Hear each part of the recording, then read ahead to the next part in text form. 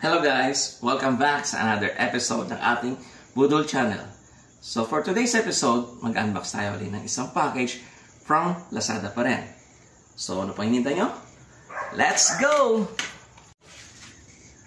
At ayun na nga, eto na ating package. Nahulog galing sa itaas. So buksan na natin. Maliit lang siya pero very useful. Sa nakita ko.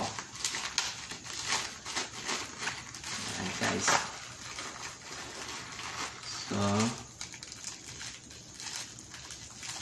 yan. Hindi ko alam kung ano yun. So, eto siya.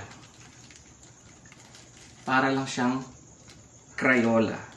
Pero, ang use nito is pandikit or pantapal sa mga butas.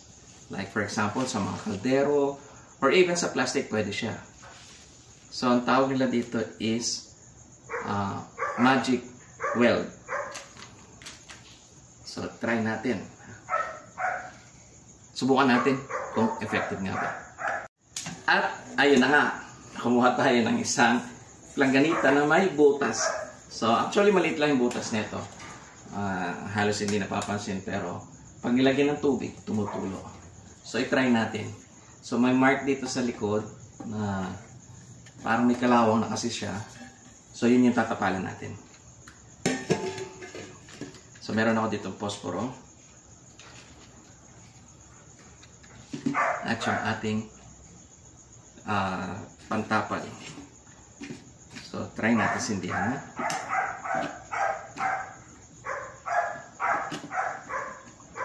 Okay.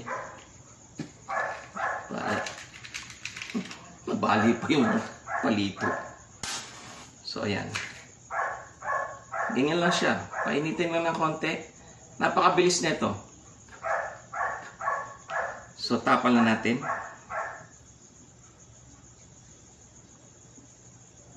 Para lang nagkulay ka ng papel.